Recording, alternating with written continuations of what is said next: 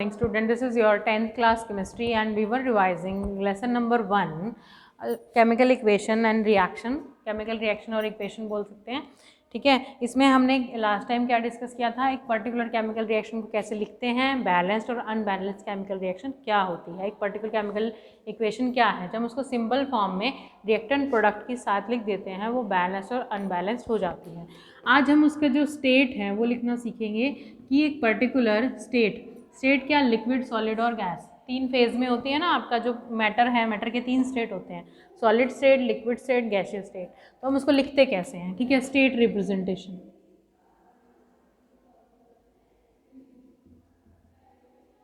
State को हम कैसे रिप्रेजेंट करेंगे, देखिए ज़रा, जो आपका मान लो आपका N2 है और H2 है, वो क्या दे रहे हैं आपके NH3, ये तीनों ही गैस हैं। हम इसको G, स्मॉल g लिखेंगे यहाँ पर, के पैर में ही स्मॉल g, इस तरह से। अगर आपका सॉलिड जैसे वाटर है, आपका वाटर को हम जब हीट करते हैं तो वो वाटर लिक्विड, यानी कि पहले क्या था, ये आइस था, सॉलिड को हम स्मॉल s लिखेंगे यहाँ पे और इसको लिक्विड l, यानी कि सॉलिड के लिए हम क्या लिखते हैं, स्मॉल s, लिक्विड के लिए, लिक्विड में है अगर आपका रिएक्टेंट या प्रोडक्ट उसको स्मॉल l, और आपका गैस स्टेट में है आपका प्रोडक्ट या फिर रिएक्टेंट, दोनों में से कोई भी हो सकता है, तो हम उसको स्मॉल g लिखेंगे। ठीक है, उसके बाद इस तरह से आप स्टेट रिप्रेजेंट करते हैं। ठीक है, उसके बाद नेक्स्ट आता है आपका प्रोसेस। जो केमिकल रिएक्शंस हो रही हैं उनमें 2 तरह के प्रोसेस होते हैं हीट की फॉर्म में, एक्सोथर्मिक फर्स्ट है, सेकंड है एंडोथर्मिक।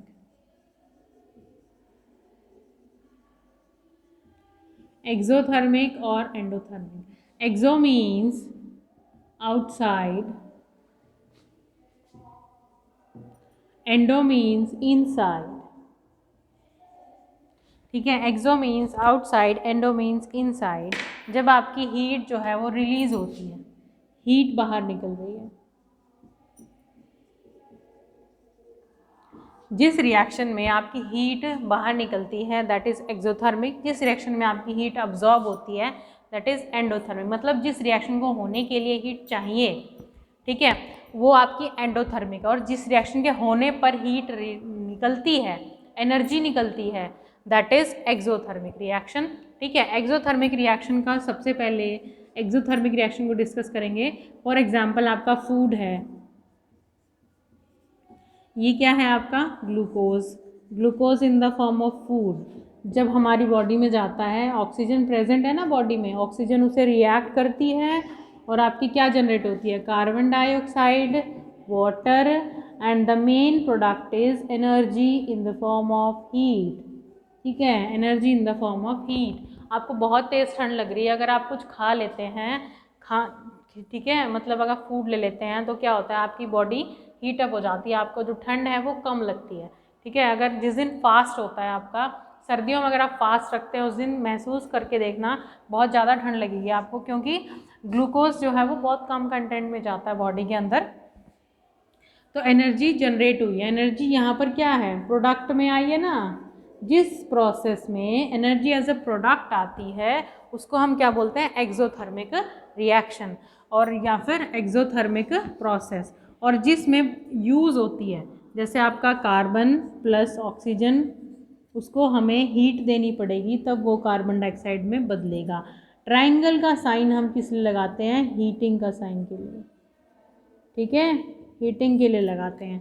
तो यहाँ पर हीट दी है हमने एज अ प्रोडक्ट, एनर्जी दी है हमने इसको, तब ये कार्बन डाइऑक्साइड में कन्वर्ट हुआ, अदरवाइज नहीं होता। ठीक है, तो आपका जब product as a energy as a product आए, ठीक है, तब रिएक्शन क्या होगी आपकी exothermic.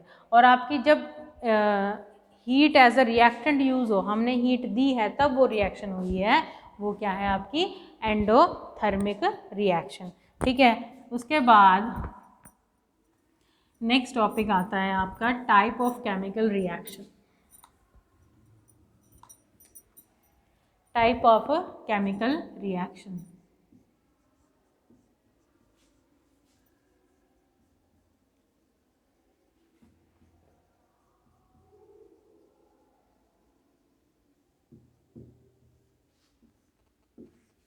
Type of chemical reactions क्या होती हैं, डिफरेंट अलग अलग तरह की रिएक्शंस जो होती हैं वो आपकी केमिकल रिएक्शन हो, अलग अलग प्रोसेस होता है उनके अंदर। सबसे पहली टाइप है हमारी केमिकल रिएक्शन की कॉम्बिनेशन रिएक्शन, ठीक है, कॉम्बिनेशन रिएक्शन। फर्स्ट टाइप है हमारी combination reaction.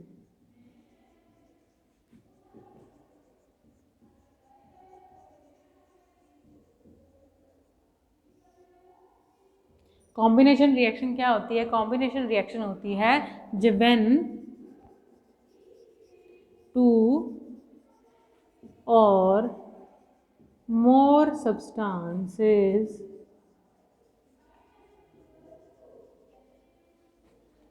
combine to form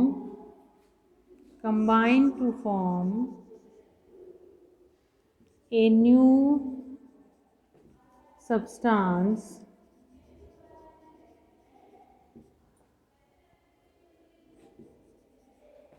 the reaction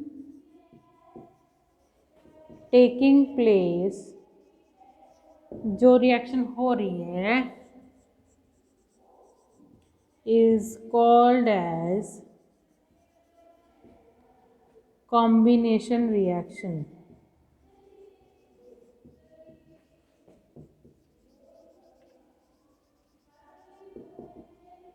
उसको हम क्या बोलते हैं? कॉम्बिनेशन रिएक्शन बोलते हैं। जब दो या दो से ज़्यादा सब्सटेंस मिल के एक नया सब्सटेंस बनाते हैं उसको हम क्या बोलते हैं? कॉम्बिनेशन रिएक्शन बोलते हैं, ठीक है।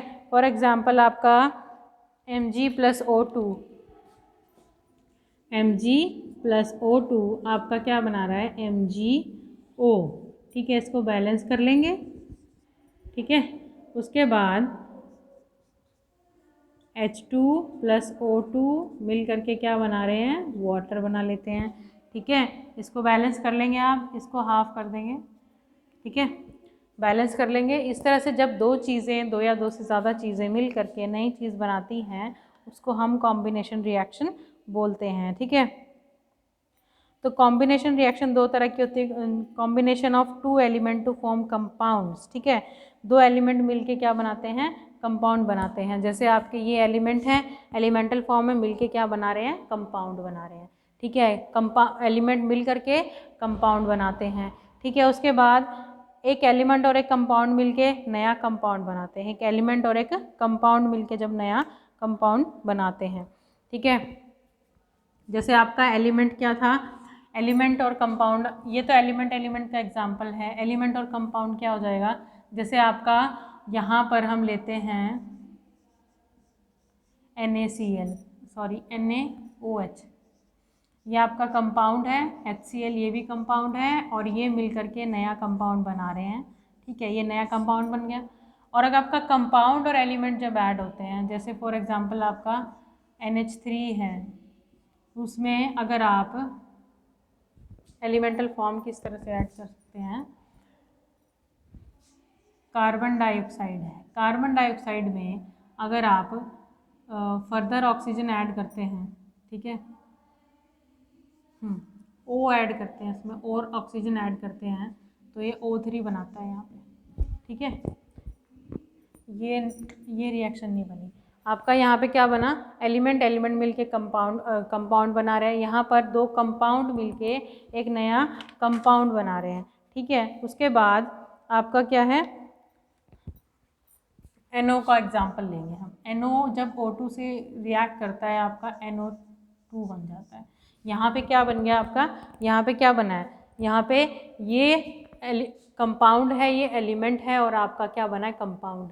एलिमेंट कंपाउंड मिलके भी एक नया कंपाउंड बना सकते हैं, कंपाउंड मिलके भी एक नया कंपाउंड बना सकते हैं, एलिमेंट मिलके एक कंपाउंड बना रहे हैं यहाँ पर। तो ये सब क्या है? कॉम्बिनेशन रिएक्शंस हैं। इसमें क्या होता है? दो नई चीज़ें मिल करके एक नई चीज़ बनाती हैं, ठीक है। इसको हम क्या बोलते हैं? कॉम्बिनेशन रिएक्शन बोलते हैं। उस कॉम्बिनेशन रिएक्शन मीन्स जुड़ना, कंबाइन होना, बेसिकली यहाँ पर डिस्क्राइब किया गया है, ठीक है। नेक्स्ट टाइम हम डिस्कस करेंगे फर्दर टाइप डिकम्पोजिशन है और उसके बाद डिस्प्लेसमेंट रिएक्शन है, ऑक्सीडेशन रिडक्शन है, ठीक है। यहाँ तक आपको रिवाइज करना है। Thank you and have a nice day.